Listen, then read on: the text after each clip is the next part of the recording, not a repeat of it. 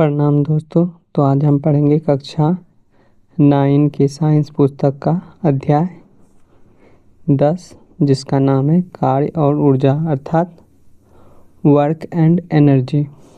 तो पिछले अध्यायों में हमने गति और बल के बारे में पढ़ा था। इस अध्याय में हम किसके बारे में पढ़ेंगे? कार्य और ऊर्जा के बारे में। तो कार्य और ऊर्जा की वैज्ञानिक अवधारणाओं को इस अध्याय में समझेंगे। सभी सजीवों को जीवित रहने के लिए तथा मशीनों को चलाने के लिए ऊर्जा की आवश्यकता होती है। सभी सजीवों को जीवित रहने के लिए और मशीनों को चलाने के लिए ऊर्जा की आवश्यकता होती है। कार्य ऊर्जा और शक्ति आपस में घनिष्ठ रूप से जुड़े हुए हैं। तो सबसे पहले देखते हैं कार्य क्या है। तो कार्य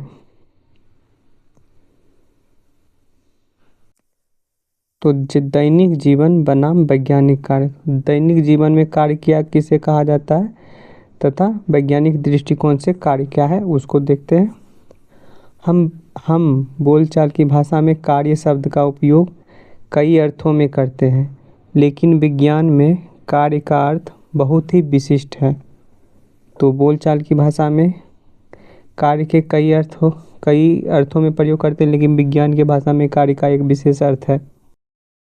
एनसीईआरटी में या वैज्ञानिक दृष्टिकोण से कार्य क्या है या कार्य क्या हो सकता है। तो कोई व्यक्ति बहुत अधिक ऊर्जा खर्च करे, फिर भी हो सकता है कि वैज्ञानिक अर्थ में कार्य ना हुआ हो। कोई बहुत अधिक एनर्जी भी खर्च करता है तो वैज्ञानिक दृष्टिकोण से हो सकता है वह कार्य ना हो, क्योंकि कार्य के लिए विस्थापन जरूरी है। वैज्ञानिक दृष्टिकोण से कार्य के लिए क्या जरूरी है? विस्थापन। तो दैनिक जीवन में पढ़ना, लिखना, सोच विचार करना, परीक्षा की तैयारी करना या किसी भारी बोझ को सिर पर रखकर कुछ समय तक खड़े रहना, इन्हें हम बहुत काम कह देते हैं। इन्हें हम क्या कह देते हैं कि बहुत काम हो रहा है, लेकिन क्योंकि इनमें थकान और ऊर्जा खपत होती है, पढ़ने, लिखने, सोचने, विचार करने, परीक्षा की तैयारी करने या किसी भारी बोझ को सिर पर रखे रहने पर हम कहते हैं ये बहुत काम हो रहा है, क्योंकि इसमें क्या होता है? बहुत थकान होता है और ऊर्जा की खपत होती है। लेकिन विज्ञान में अर्थात वैज्ञानिक या विज्ञान के अनुसार कार्य या वर्क तभी माना जाता है। विज्ञान के अनुसार कार्य तभी माना जाता है जब बल वस्तु पर लगे और वस्तु का विस्थापन हो। तो विज्ञान के अनुसार कार्य कब होगा? जब बल क्या होगा? वस्तु पर लगेगा और वस्तु का विस्थापन होगा, तभी कार्य माना जाएगा विज्ञान के अनुसार। तो कठोर परिश्रम लेकिन कार्य नहीं। तो ये जो जैसे पढ़ना, लिखना, सोच विचार करना, ये तो कठोर परिश्रम होता है, लेकिन विज्ञान के अनुसार ये कार्य नहीं है। कार्य क्या होगा? कोई वस्तु पर बल लगेगा और बल के कारण वस्तु में क्या होगा? विस्थापन, तभी कार्य समझा जाएगा। तो उदाहरण दिया गया है। तो कोई छात्र परीक्षा की तैयारी घंटों पढ़ाई करता है। परीक्षा की तैयारी में घंटों पढ़ाई करता है, इसमें बहुत ऊर्जा खर्च होती है, पर विज्ञान की परिभाषा के अनुसार यह कार्य नहीं कहलाता, क्योंकि किसी वस्तु का विस्थापन नहीं हो रहा। दूसरा उदाहरण में, आप एक बहुत बड़ी चट्टान को धक्का देते हैं, लेकिन वह हिलती नहीं है। आप थक जाते हैं, फिर भी चट्टान पर किया गया कार्य क्या होगा? शून्य होगा, कार्य नहीं होगा, या अर्थात शून्य होगा, क्योंकि विस्थापन शून्य है। आगे का उदाहरण है, यदि आप सिर पर भारी बोझ रखकर स्थिर खड़े हैं, आप थकते हैं, लेकिन बोझ पर कार्य क्या होगा? शून्य होगा, क्योंकि बोझ का विस्थापन नहीं हुआ है। ध्यान दें, थकान या ऊर्जा खर्च होना और कार्य होना दो अलग बातें हैं। थकान या ऊर्जा खर्च होना और कार्य होना क्या है, दो अलग बातें हैं। तो आगे देखते हैं कार्य की वैज्ञानिक परिभाषा, साइंटिफिक डिफिनेशन ऑफ वर्क। किसी वस्तु या पिंड पर किया गया कार्य, किसी वस्तु या पिंड पर किया गया कार्य उस वस्तु पर लगाए गए बल के परिमाण और बल की दिशा में वस्तु के विस्थापन के गुणनफल के बराबर होता है। तो किसी वस्तु या पिंड पर किया गया कार्य उस वस्तु पर लगाए गए बल के परिमाण और बल की दिशा में वस्तु के विस्थापन के गुणनफल के बराबर होता है। कार्य होने की दो आवश्यक शर्तें हैं। कार्य होने के लिए क्या दो आवश्यक शर्त है, एक तो वस्तु पर बल लगना चाहिए, दूसरा वस्तु का बल लगने पर क्या होना चाहिए, विस्थापन। यदि इन दोनों में से कोई भी शर्त पूरी नहीं होती, यदि इन दोनों में से कोई भी शर्त पूरी नहीं होती तो कार्य क्या होगा, नहीं होगा। आगे है कार्य बराबर क्या, इस इन सभी जानकारी से क्या पता चलता है, कार्य बराबर बल गुना विस्थापन। कार्य को W से प्रदर्शित किया जाता है, बल को F से और विस्थापन को S से। आगे है कार्य का मात्रक। तो कार्य का ऐसा मात्रक जूल होता है जिसे J से प्रदर्शित किया जाता है। एक जूल बराबर 1 न्यूटन मीटर होता है। जूल, एक जूल बराबर क्या होता है, 1 न्यूटन मीटर होता है। एक जूल का परिभाषा, तो जब 1 न्यूटन का बल किसी वस्तु पर, जब 1 न्यूटन का बल किसी वस्तु को बल की दिशा में 1 मीटर विस्थापित कर दे तो किया गया कार्य 1 जूल होता है। तो जूल का परिभाषा क्या है, तो 1 न्यूटन का बल किसी वस्तु को बल की दिशा में 1 मीटर विस्थापित कर दे तो किया गया कार्य 1 जूल होता है। आगे है कार्य के प्रकार। तो कार्य धनात्मक, ऋणात्मक और शून्य होता है। कार्य धनात्मक, ऋणात्मक और शून्य हो सकता है। तो विज्ञान में कार्य का चिन्ह, विज्ञान में कार्य का चिन्ह पॉजिटिव, नेगेटिव या जीरो इस बात पर निर्भर करता है। विज्ञान में कार्य का चिन्ह इस बात पर निर्भर करता है कि बल और विस्थापन एक दूसरे के साथ किस संबंध में है। बल और विस्थापन एक दूसरे के साथ किस संबंध में है, यह कार्य के चिन्ह को दर्शाता है, अर्थात धनात्मक, ऋणात्मक और शून्य को प्रदर्शित करता है। धनात्मक कार्य, तो धनात्मक कार्य या पॉजिटिव वर्क कब होगा, तो जब बल और विस्थापन एक ही दिशा में हो तो कार्य क्या होगा, धनात्मक।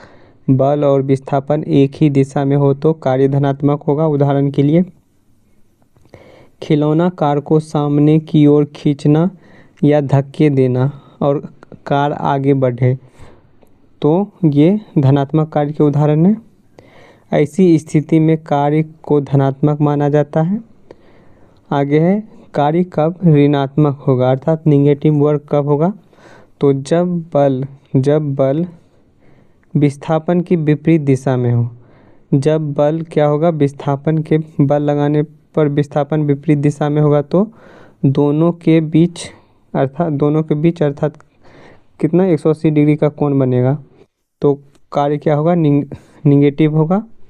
इसका उदाहरण है किसी चलती वस्तु पर घर्षण बल। किसी चलती वस्तु पर घर्षण बल उसकी गति के विपरीत दिशा में लगता है, और किसी चलती वस्तु पर घर्षण बल उसकी गति के विपरीत दिशा में लगता है, यह ऋणात्मक कार्य करता है घर्षण बल। और दूसरा उदाहरण है ऊपर की ओर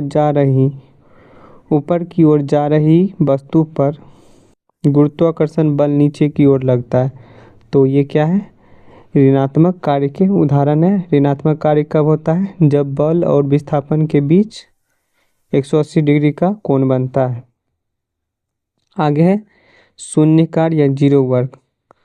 तो जब विस्थापन शून्य हो, जब बल लगाया जाए, जब किसी वस्तु पर बल लगाया जाए लेकिन विस्थापन शून्य हो तो कार्य क्या होगा, शून्य। जैसे इसके उदाहरण है दीवार या चट्टान को धक्का देना लेकिन वह नहीं हिली, तो इससे क्या होगा, कार्य शून्य होगा।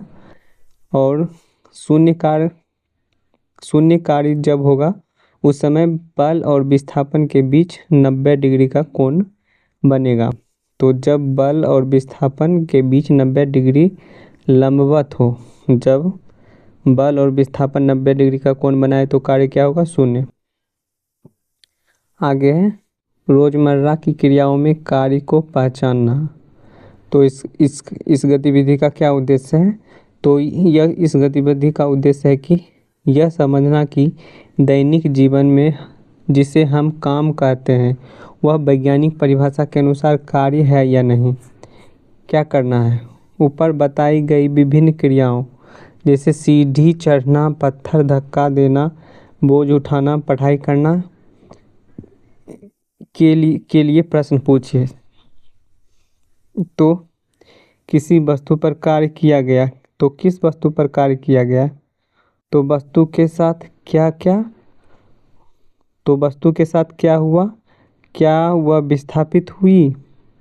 कार्य किसने किया? कौन सा एजेंट या बल कार्य किया? तो इसका निष्कर्ष क्या है? कार्य तभी होगा जब बल के साथ साथ विस्थापन भी होगा। अगली एक्टिविटी है अपने आसपास कार्य वाली स्थितियां ढूंढना।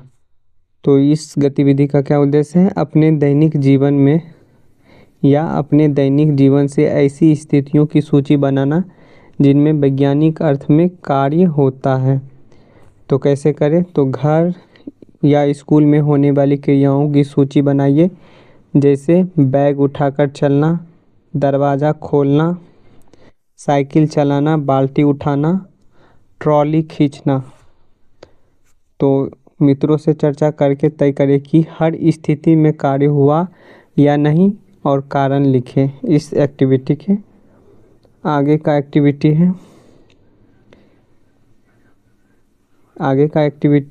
है कब बल के बावजूद कार्य नहीं होता है।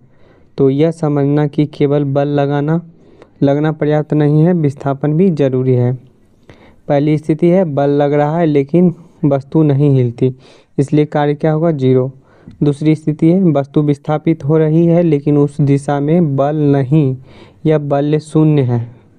तो वस्तु विस्थापित हो रही लेकिन उस दिशा में बल क्या है? शून्य है। तो उस बल द्वारा कार्य नहीं होगा। तो निष्कर्ष क्या निकला? कार्य के लिए बल और विस्थापन दोनों चाहिए।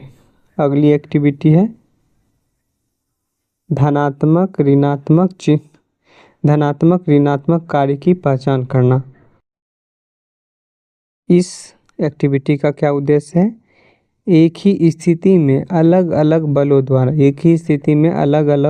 द्वारा किया गया कार्य धनात्मक या ऋणात्मक कैसे हो सकता है, यह समझना। तो पहली स्थिति है किसी वस्तु को ऊपर उठाइए। आपका लगाया गया बल ऊपर की ओर है और विस्थापन भी ऊपर की ओर। आपके द्वारा कार्य क्या होगा? धनात्मक।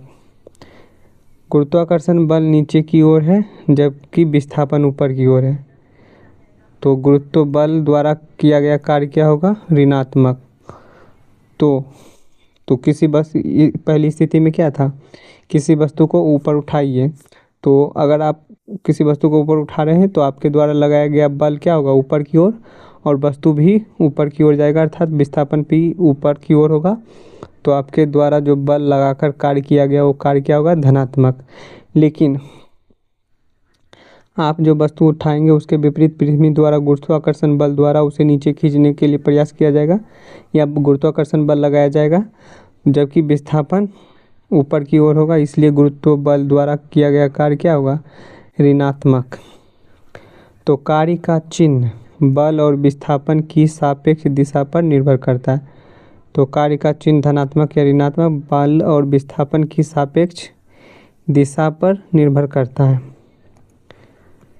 आगे है प्रश्न है तो किसी वस्तु पर 5 न्यूटन बल लग रहा है, बल की दिशा में वस्तु 2 मीटर विस्थापित होती है, तो किया गया कार्य क्या होगा? तो बल बराबर क्या होता है? F बराबर, तो कार्य बराबर होता है बल 5 न्यूटन है। विस्थापन 2 मीटर है। तो कार्य बराबर डब्ल्यू बराबर एफ एस, एफ का मान 10 जूल।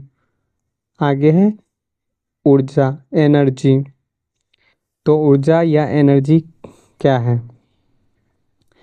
ऊर्जा के बिना जीवन असंभव है। ऊर्जा के बिना क्या है? जीवन असंभव है। ऊर्जा की आवश्यकता हमें हर जगह दिखती है, चलने, दौड़ने, उठाने, लिखने और मशीनों को चलाने में ऊर्जा की आवश्यकता होती है।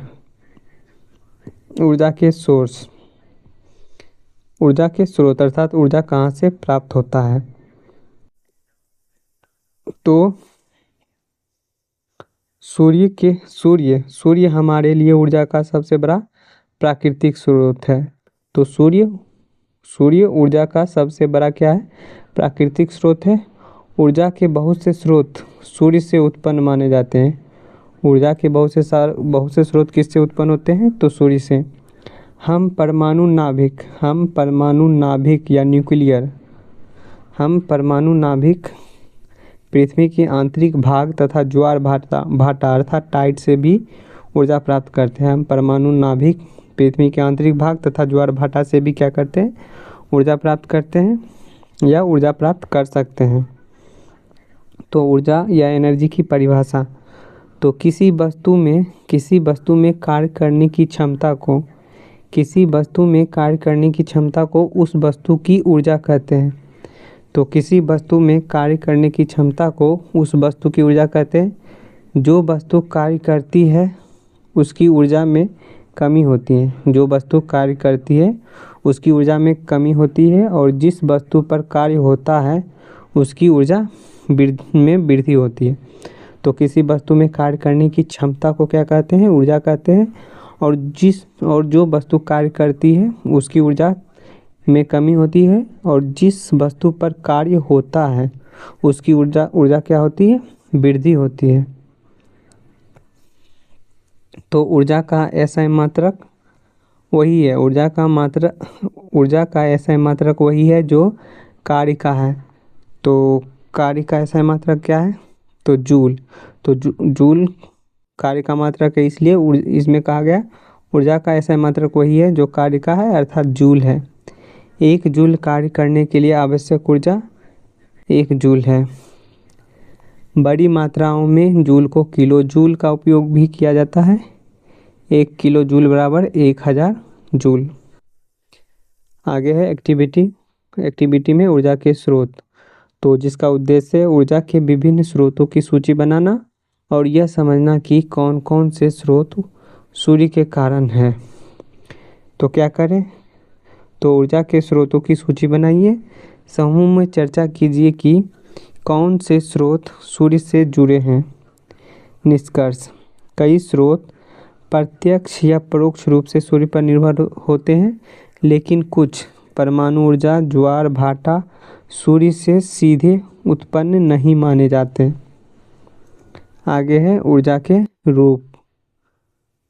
तो हमारे आसपास ऊर्जा के कई रूप मिलती है और इस अध्याय में मुख्य रूप से ऊर्जा के निम्नलिखित रूप बताएंगे हैं।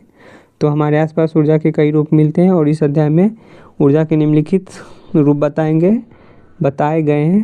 पहला, स्थितिज ऊर्जा, गतिज ऊर्जा, ऊष्मीय ऊर्जा, रासायनिक ऊर्जा, विद्युत ऊर्जा और प्रकाश ऊर्जा। तो स्थितिज ऊर्जा, गतिज ऊर्जा, ऊष्मीय ऊर्जा, रासायनिक ऊर्जा, विद्युत ऊर्जा, प्रकाश ऊर्जा, ये सभी क्या है? ऊर्जा के विभिन्न रूप। तो सबसे पहले हम गतिज ऊर्जा या काइनेटिक एनर्जी के बारे में देखते हैं। तो गतिज ऊर्जा या काइनेटिक एनर्जी क्या है? तो किसी वस्तु में उसके गति के कारण निहित ऊर्जा को गतिज ऊर्जा कहते हैं। एक गिरता हुआ नारियल, दौड़ता हुआ खिलाड़ी, बहती हुई हवा, इन सब में क्या होता है? गतिज ऊर्जा। तो गतिज ऊर्जा या काइनेटिक एनर्जी का परिभाषा क्या है? तो किसी वस्तु में उसकी गति के कारण जो ऊर्जा होती है उसे गतिज ऊर्जा कहते हैं। आगे है गतिज ऊर्जा का व्यंजक, तो डेरिवेशन ऑफ काइनेटिक एनर्जी, या कह सकते हैं तो फॉर्मूला या सूत्र, गतिज ऊर्जा का फॉर्मूला। तो इस अध्याय में गतिज ऊर्जा का सूत्र यह दिखाकर निकाला गया है कि किसी वस्तु का वेग देने में किया गया कार्य उसकी गतिज ऊर्जा के बराबर होता है। किसी वस्तु को वेग देने में किया गया कार्य उसकी गतिज ऊर्जा के बराबर होता है। मान लीजिए m द्रव्यमान की वस्तु का प्रारंभिक वेग u है और बल लगाने के बाद अंतिम वेग v हो जाता है, तो इसका गतिज ऊर्जा ज्ञात करते हैं। तो कार्य बराबर क्या होता है, F है, बल बराबर ma। तो गति की समीकरण v² - u² बराबर 2as। अतः s बराबर क्या होता है, v² - u² बटे ये 2a नीचे आ जाता है 2a, तो w बराबर fs होता है। तो f बराबर ma होता है। s का वैल्यू ये है, f का वैल्यू ये और s का वैल्यू ये, इसलिए half m into v² - u²। तो ये दोनों यदि वस्तु विराम अवस्था से चले तो ये होगा 0, तो ये v² बचेगा। तो क्या, तो कार्य बराबर क्या होगा, हाफ mv²। आगे है तो इससे निष्कर्ष क्या निकलता है, तो वस्तु की गतिज ऊर्जा अर्थात काइनेटिक एनर्जी बराबर हाफ mv² होता है। आगे इस गतिविधि या एक्टिविटी है, ऊंचाई बढ़ाने पर गड्ढा गहरा क्यों ऊंचाई बढ़ाने पर गड्ढा गहरा क्यों। यह इस एक्टिविटी का क्या उद्देश्य है, यह दिखाना कि ऊंचाई से गिरने पर वस्तु की गतिज ऊर्जा बढ़ती है। ऊंचाई बढ़ाने पर गड्ढा गहरा क्यों, तो इसके लिए सामग्री एक भारी गेंद या गोली ले, रेत की मोटी परत, ट्रे या क्यारी। गेंद को रेत पर क्रमशः 25 सेंटीमीटर, 20 सेंटीमीटर, 1 मीटर, 1.5 मीटर की ऊंचाइयों से गिराइए। हर बार बने गड्ढे की गहराई या निशान की तुलना कीजिए और अवलोकन कीजिए। अधिक ऊंचाई से गिराने पर गड्ढा अधिक गहरा बनता है। तो अधिक ऊंचाई से गिराने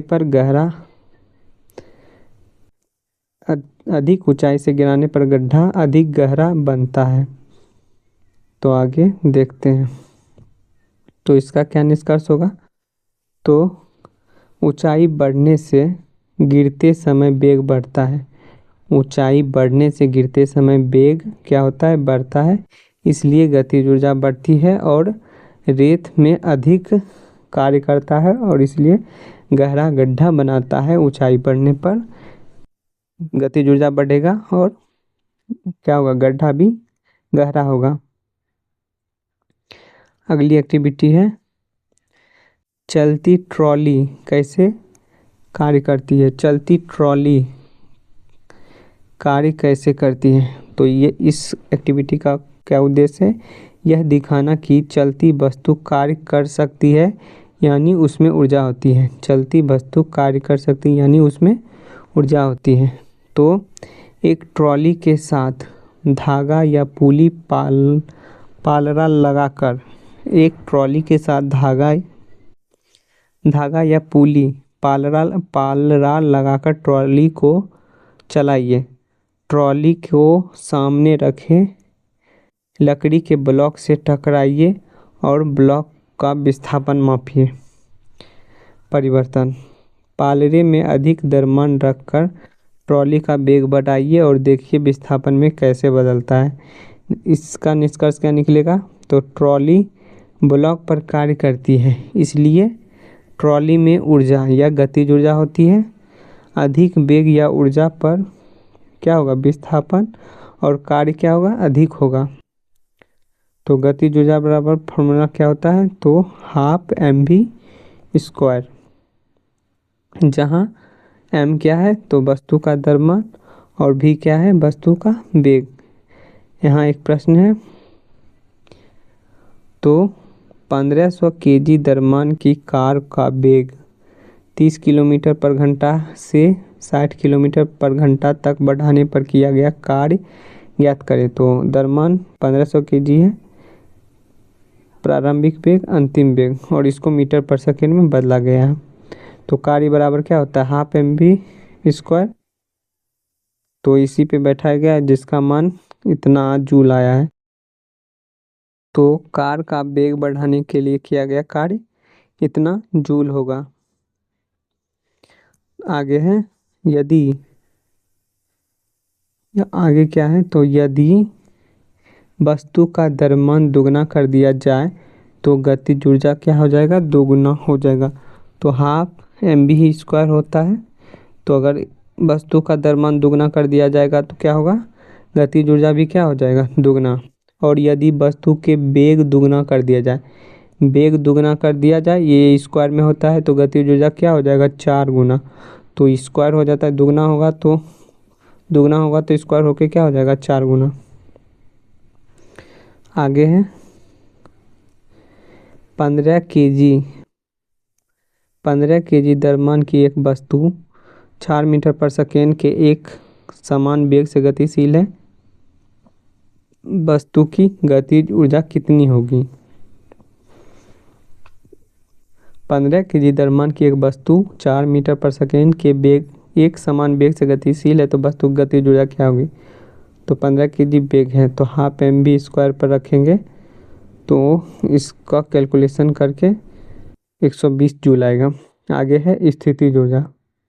स्थितिज ऊर्जा या पोटेंशियल एनर्जी। तो स्थितिज ऊर्जा या पोटेंशियल एनर्जी क्या है, उसका परिभाषा है, तो किसी वस्तु में उसकी स्थिति अर्थात पोजीशन या विन्यास कॉन्फ़िगरेशन के कारण, किसी वस्तु में उसकी स्थिति या पोजीशन के कारण जो ऊर्जा संचित होती है उसे स्थितिज ऊर्जा कहते हैं।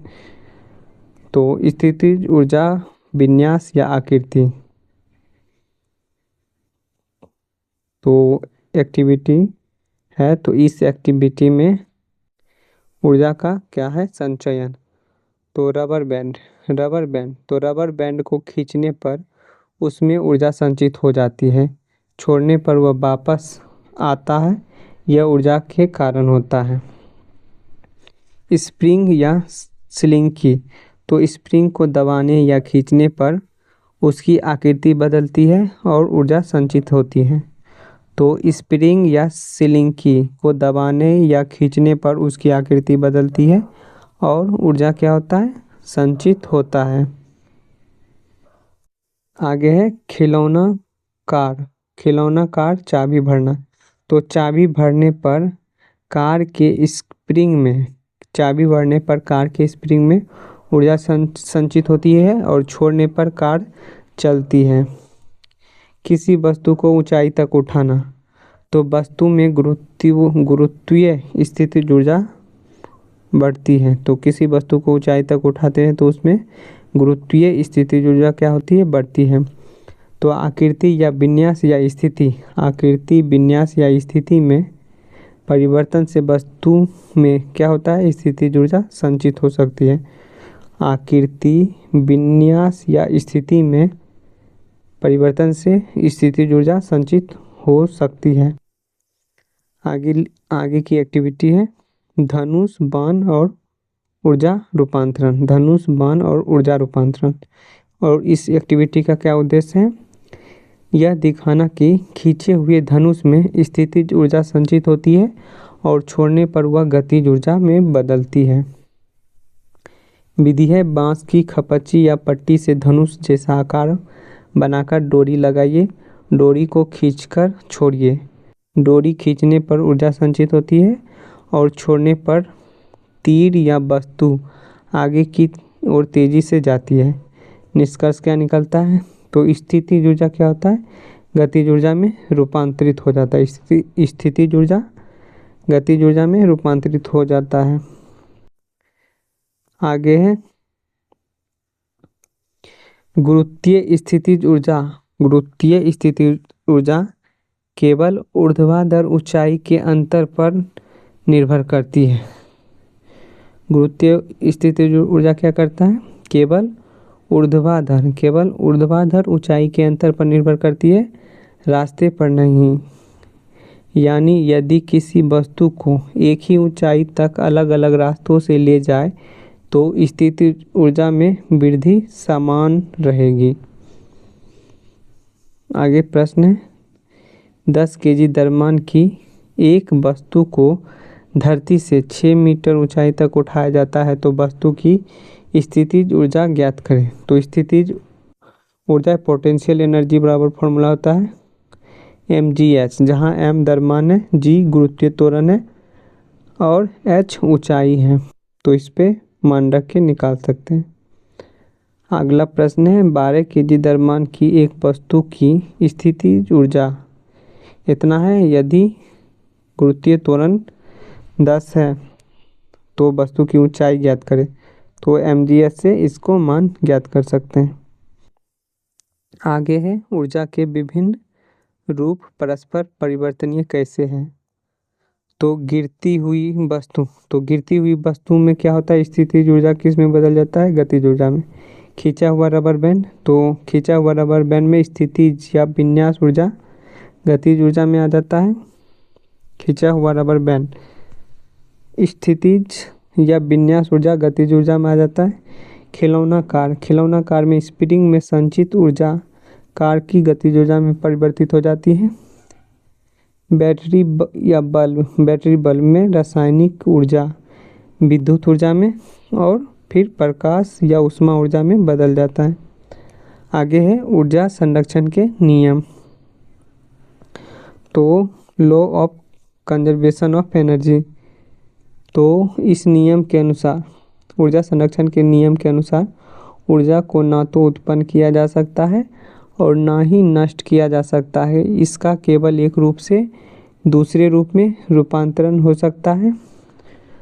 ब्रह्मांड की कुल ऊर्जा सदैव अचर अर्थात कांस्टेंट रहती है, अर्थात स्थिर रहती है। आगे है मुक्त पतन या फ्री फॉल का उदाहरण। जब कोई वस्तु ऊंचाई से गिरती है तो उसकी स्थितिज ऊर्जा घटती है और गतिज ऊर्जा क्या होता है? बढ़ता है। लेकिन किसी भी बिंदु पर कुल यांत्रिक ऊर्जा क्या होता है?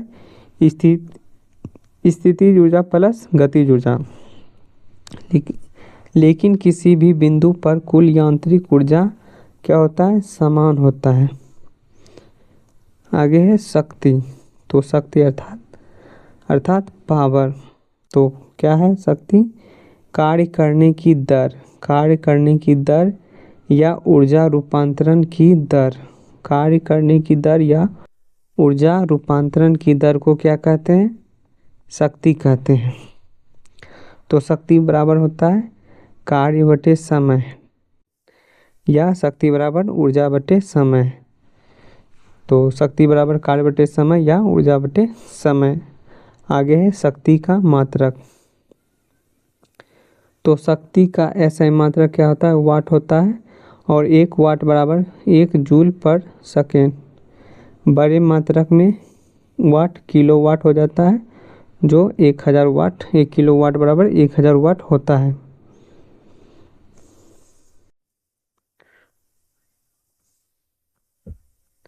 आगे है ऊर्जा का व्यावसायिक मात्रक।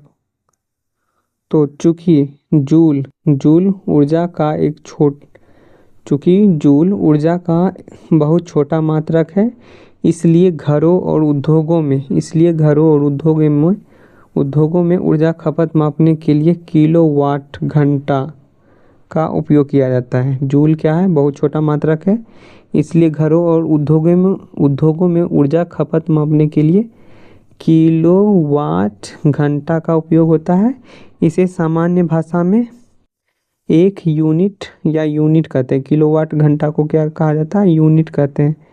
1 किलोवाट घंटा बराबर 1 किलोवाट घंटा, 1 किलोवाट और 3600 सेकेंड। तो इस प्रकार 1 किलोवाट घंटा बराबर 3 दशमलव वाट सेकेंड क्या होता है, जूल। तो 1 किलोवाट बराबर 3.6 गुने 10⁻6 जूल। तो आगे है 50 केजी द्रव्यमान का एक लड़का 45 सीढ़ियाँ 9 सेकेंड में चढ़ता है। यदि प्रत्येक सीढ़ी की ऊंचाई 15 सेंटीमीटर हो तो उसकी शक्ति ज्ञात कीजिए। तो लड़के का भार क्या है, 50 केजी। और तो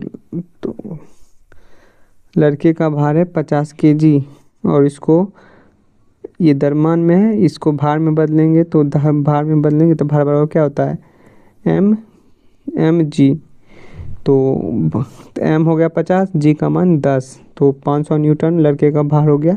कुल ऊंचाई कितना है, 45 सीढ़ियाँ और एक सीढ़ी 15 सेंटीमीटर ऊंचा है। तो कुल ऊंचाई इतना सेंटीमीटर या मीटर में इतना, और समय कितना लिया, इतना। तो शक्ति बराबर क्या होता है, शक्ति बराबर होता है ऊर्जा बटे समय या कार्य बटे समय। तो ऊर्जा बटे समय तो mgh बटे समय, तो इसका इतना वाट। आगे है रिवीजन, जो हमने अब तक पढ़ा उसका सबसे शॉर्ट समरी। तो कार्य क्या है, बल और विस्थापन का क्या है, गुणनफल, W बराबर Fs। ऊर्जा क्या है, कार्य करने की क्षमता और इसका मात्रक क्या होता है, जूल। यांत्रिक ऊर्जा क्या है, तो गतिज ऊर्जा और स्थितिज ऊर्जा का योग यांत्रिक ऊर्जा कहलाता है।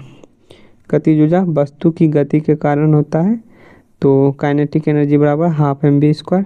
स्थितिज ऊर्जा वस्तु की ऊंचाई या आकार में बदलाव के कारण होता है, और पोटेंशियल एनर्जी बराबर mgh।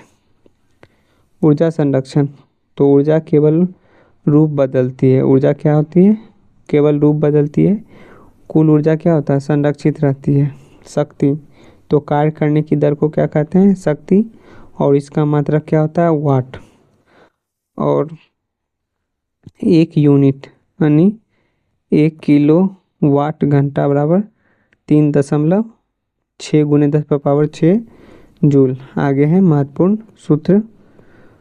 तो कार्य बराबर क्या होता है, Fs, और इसका मात्रक जूल। गतिज ऊर्जा बराबर हाफ mv², मात्रक जूल। स्थिति ऊर्जा बराबर mgh और मात्रक जूल। शक्ति बराबर कार्य बटे समय, मात्रक वाट। और एक यूनिट बराबर 1 यूनिट क्या होता है, 1 किलोवाट घंटा, और 1 किलोवाट घंटा बराबर 3.6 गुने 10⁻6 जूल, और मात्रक तो जूल ही है। आगे है प्रश्न। तो पहला प्रश्न है जूल, एक जूल कार्य का परिभाषा, एक जूल कार्य को परिभाषित करें। तो जब 1 न्यूटन का बल किसी वस्तु को बल की दिशा में 1 मीटर विस्थापित करता है तो किया गया कार्य 1 जूल होता है। अगला है किसी वस्तु की गतिज ऊर्जा के लिए व्यंजक सूत्र, तो हाफ mv²। शक्ति का ऐसा मात्रक वाट, कार्य और ऊर्जा का ऐसा मात्रक जूल। 1 वाट को परिभाषित कीजिए। तो जब कोई वस्तु 1 सेकेंड में 1 जूल कार्य करता है तो उसकी शक्ति 1 वाट होती है। आगे है जी का मान कितना होता है, तो जी का मान, छोटी जी का मान 9.8 मीटर पर सेकेंड स्क्वायर, या सरलता के लिए 10 मीटर पर सेकेंड स्क्वायर। तो यांत्रिक ऊर्जा किसे कहते हैं, तो गतिज ऊर्जा और स्थितिज ऊर्जा के योग को यांत्रिक ऊर्जा कहते हैं। आगे है लघु उत्तरीय प्रश्न। तो हम कब कहते हैं कि कार्य किया गया, तो वैज्ञानिक दृष्टि से कार्य तब माना जाता है जब वस्तु पर कोई बल लगा और वस्तु बल की दिशा में क्या होता है, दिशा में या उसके किसी कोण पर विस्थापित होता है। अगला प्रश्न है ऊर्जा संरक्षण का नियम क्या है? उदाहरण सहित स्पष्ट कीजिए। तो ऊर्जा का ना तो बनाया जा सकता है ना ही नष्ट किया जा सकता है, यह केवल एक रूप से दूसरे रूप में बदलती है। उदाहरण के लिए, जब एक गेंद ऊपर से गिरती है तो उसकी स्थितिज ऊर्जा धीरे धीरे गतिज ऊर्जा में बदल जाती है। आगे है, धनात्मक कार्य और ऋणात्मक कार्य में क्या अंतर है? तो जब बल और विस्थापन एक ही दिशा में हो तो कार्य धनात्मक होता है, और जब बल और विस्थापन विपरीत दिशाओं में हो तो कार्य ऋणात्मक होता है। बल और विस्थापन विपरीत दिशा में तो कार्य ऋणात्मक। किसी वस्तु की गतिज ऊर्जा किन कारकों पर निर्भर करती है? तो किसी वस्तु की गतिज ऊर्जा वस्तु के द्रव्यमान और वेग पर निर्भर करती है। यह वेग के वर्ग के समानुपाती होता है। 1 किलोवाट घंटा को जूल में व्यक्त कैसे किया जाता है? तो 1 किलोवाट घंटा को 1000 वाट और 3600 सेकेंड बराबर 3.6 × 10⁻6 जूल। आगे न्यूमेरिकल प्रश्न है। बैलों की एक जोड़ी खेत जोतते समय किसी हल पर इतना न्यूटन बल लगाती है और जोता गया खेत 15 मीटर लंबा है, तो खेत की लंबाई को जोतने में कितना कार्य किया गया? तो कार्य बराबर Fs, तो बल लगा इतना और लंबा विस्थापन इतना, तो 2100 जूल। अगला प्रश्न है, 1500 kg द्रव्यमान की कार को 60 किलोमीटर पर घंटा की चाल से चल रही है, उसे रोकने के लिए किया गया कार्य का परिकलन कीजिए। तो कार्य